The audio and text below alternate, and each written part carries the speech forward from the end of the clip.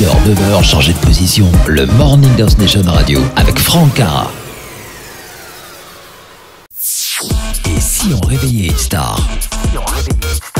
Bonjour à toutes et à tous, j'espère que vous allez bien. Déjà 7h15 et tout de suite nous allons faire notre réveil de star où ce matin c'est très impressionnant parce que nous allons accueillir une personne qui a à sa façon révolutionné la chanson française.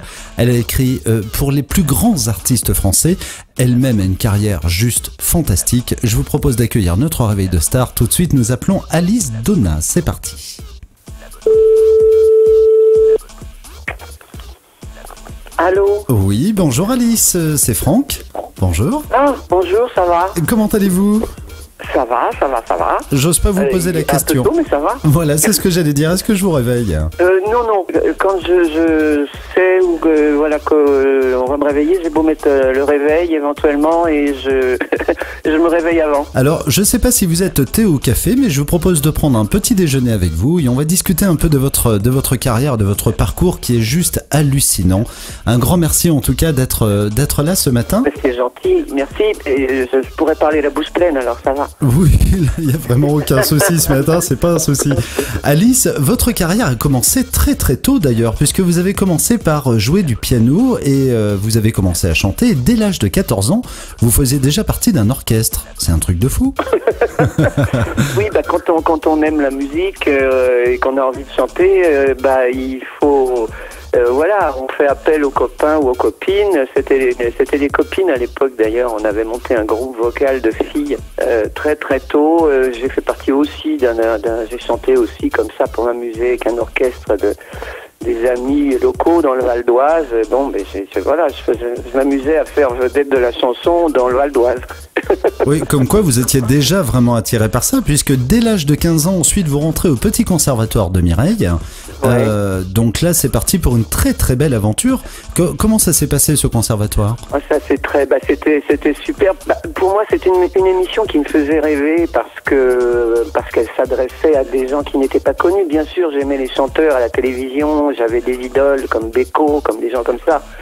Le seul moyen de se faire connaître un petit peu et puis d'avancer surtout, moi c'est toujours ce qui m'a intéressé, c'est d'avancer, c'était de passer à la télévision. Puis ma boulangère j'avais besoin de la séduire parce qu'elle savait que je chantais pour m'amuser, mais elle disait que c'était pas un métier. Et voilà la célèbre phrase: à part ça, qu'est-ce que vous voulez faire plus tard? Moi je disais, mais chanteuse, oui, mais c'est à part ça. Et pour prouver aux gens qu'on pouvait devenir quelqu'un, c'était important de passer par le Petit Conservatoire de Mireille. Il n'y avait que cette émission-là. Et donc, j'ai fait la démarche, j'ai demandé à passer une audition. Et puis, j'ai été reçu un peu par hasard parce que... mon but, c'était de chanter en m'accompagnant au piano. Et c'était il y avait très peu de femmes qui faisaient ça. Il y avait Mireille, qui était un exemple de chanteuse dite au piano. Mmh. Et j'ai passé l'audition et j'ai chanté, moi, pour l'audition, pour rentrer chez Mireille, une chanson... une adaptation de Ray Charles qui s'appelait Alléluia and I Love Her So. C'était Alléluia et il m'aime aussi. J'avais 15 ans et j'ai réussi mon audition. Mais Mireille a cru que cette chanson, je l'avais composée et que j'avais écrit paroles et musique. Et c'est pour ça qu'elle m'a accepté. Quand elle s'est aperçue que j'avais pas écrit la chanson, elle m'a dit, allez vous asseoir et regardez. Alors j'ai été assise sur les bancs du Petit Conservatoire de la chanson pendant 6 mois. Et là, je me suis dit, qu'est-ce qui se passe, quoi? Moi, c'est pas rude, ça que je veux faire. Je veux pas même être assis sur un banc à regarder les autres, c'est bien. Et puis mes parents m'ont dit, ayant vu que j'étais un peu déçu, je pouvais faire que coucou à la télévision de loin, assise au 3e rang. Ça satisfaisait toujours pas ma boulangère. Alors mes parents m'ont dit un jour, mais tu fais des musiques de temps en temps, tu fais des mélodies qu'on connaît pas, et mets des paroles dessus et puis tu la fais voir à Mireille. Et c'est ce que j'ai fini par faire. Et ce jour-là, je suis passé peu de temps après à la télévision et voilà, et les choses se sont enclenchées doucement comme ça. Et vous avez très bien fait, puisque là, dès 1963 jusqu'à 1965, vous avez tout de même enregistré 11 45 tours de grands succès comme Demain, J'ai 17 ans, sur Boom 63, Mon train de banlieue, enfin que de gros succès. 2 ans de plein bonheur, je présume. Ah oui, puis ça s'enchaînait très vite, puisqu'on sortait un super 45 tours avec 4 titres tous les 3 mois à l'époque à peu près. ben, je chantais les choses de mon âge. Et c'est un petit peu le problème que j'avais, c'est que dans ma tête, j'étais peut-être plus mûr, j'avais plus de recul que ce que je chantais, mais il fallait rentrer dans un moule qui était l'époque, on était en plein dans l'époque yéyé, et j'étais une des rares je pense, enfin là c'est pas, je me flatte pas, je m'auto-flatte, j'étais une des rares à composer, à écrire mes chansons, mais ça s'entendait pas pour l'auditeur, ça restait des chansons légères, etc., et qui n'avaient pas des arrangements américanisés, vu que les autres chanteuses à l'époque enregistrait beaucoup d'adaptations américaines et bah c'était un petit peu c'était mon problème et mon avantage. C'est devenu un gros avantage sur la durée. Voilà, en même temps, ça c'est votre patte. Oui, voilà, le jour où j'ai commencé à composer, j'ai pas arrêté. Il a fallu que j'écrive mes chansons et puis que je trouve surtout petit à petit, parce qu'au début j'écrivais paroles et musique, plus ou moins. Il a fallu que je trouve aussi des vrais auteurs et puis j'ai grandi et j'avais envie de chanter d'autres choses. Moi j'aimais la chanson dite traditionnelle, celle dont on ne s'aperçoit pas qu'elle a été composée en telle année, etc. J'étais très marqué par l'époque, dans ce que j'enregistrais, mais dans mon cœur, dans ma tête et dans mes goûts musicaux, allait beaucoup plus à la chanson traditionnelle, à Aznavour, à Beko, à tous ces gens-là. Après, vous commencez à préparer les Olympias, vous avez fait beaucoup de premières parties, vous avez fait Bobino, notamment avec Claude Nougaro, ce qui est pas rien. Ouais. Pour un début, je pense que c'est une bonne chose. Il y a eu les célibataires derrière, d'ailleurs, qui ont vraiment marqué votre vie sur certains points. Vous avez eu Pierre Perret, Orlando. Je veux dire, c'est que des grands. Ils vous ont fait confiance tout de suite, et là, c'est vraiment parti pour de très belles choses. Oui, les tournées, c'était le grand truc dit de rodage avant de passer à l'Olympia. Et c'est vrai que j'ai fait mon premier Olympia avec Lénie Escudero et Colette de Réal, qui était une grande vedette féminine à l'époque, et qui m'ont accueilli dans le spectacle. Et au début, on chante 3-4 chansons, et puis après on en fait un petit peu plus. Et puis après, un jour, on finit par passer, si on a beaucoup de chance et qu'on a bien travaillé, on passe en deuxième partie en vedette, et c'est arrivé beaucoup plus tard, ça. Voilà, il a fallu du temps, il a fallu le temps de s'installer, il faut le temps de mûrir, de prendre du recul, de rester lucide, de pas se laisser avoir, de pas prendre la grosse tête, etc. Mais ça, c'était pas dans mes gènes, ça allait. La preuve en est, en tout cas, c'est pas quelque chose qui vous caractérise, la grosse tête, ça c'est certain. En 1967, vous avez même décidé d'arrêter momentanément de chanter pour donner naissance à votre fille Raphaël, que tout le monde connaît d'ailleurs, puisque c'était la prof d'expression scénique de la Starac. Oui, la méchante. Oh, pas forcément la méchante, mais en tout cas la très pro, ça c'est certain. C'est celle qu'on a fait passer un petit peu pour la méchante, parce qu'elle n'est pas langue de bois de toute façon de nature, elle est comme moi. Alors, ce qui est étonnant, c'est que au lieu de reprendre la chanson après cet intermède, vous décidez de vous mettre carrément à la composition. Alors, je ne dis pas que vous avez mal fait, bien au contraire, parce que vous avez pu faire de sublimes chansons pour les plus grands. Vous avez composé pour Joe Dassin, Régine, Mireille Mathieu, rien que ça, Enrico Macias, Hervé Villard. Je veux dire, on pourrait en parler pendant des heures. Pourquoi est-ce que vous êtes parti dans le cadre composition au lieu de tout de suite reprendre la chanson, ce qui était votre leitmotiv de départ? J'aimais faire de la chanson sur mesure. Faire de la chanson sur mesure pour soi, on a vite fait le tour au bout d'un moment. C'est-à-dire que je chantais un petit peu tout ce que j'écrivais. Je faisais pas trop le tri. La maison de disques, du moment que je fournissais le nombre de chansons qu'il fallait syndical par an, ça leur allait bien. Je fournissais, j'écrivais beaucoup de chansons, mais je chantais tout aussi, et tout ne m'allait pas. Et au bout d'un moment, je me suis aperçu, j'avais épousé quelqu'un qui est devenu éditeur de chansons et qui avait un goût artistique extrêmement pointu, et qui m'a fait prendre conscience que de tout ce que je chantais n'était pas forcément pour moi. Ça irait peut-être mieux à Claude François ou à Dassin ou à un tel. Et c'est là qu'on a commencé à faire le tri des chansons, et je me suis aperçu que c'est passionnant de faire de devenir tailleur sur mesure. Ça m'a plu énormément. C'est beaucoup plus agréable d'un seul coup. Et surtout quand vous avez quelques artistes comme Claude François que vous avez admiré sur scène, que vous êtes allé voir en tant que pas groupie, mais j'étais fan de Claude François, du rythme, etc. Et que vous vous retrouvez à acheter votre place et aller voir ce garçon à l'Olympia, et que quelques années plus tard vous vous retrouvez à lui montrer une chanson. C'est extraordinaire de se dire, voilà, lui J'ai payé ma place pour aller le voir chanter il y a quelques années. Et maintenant, vous composez pour lui.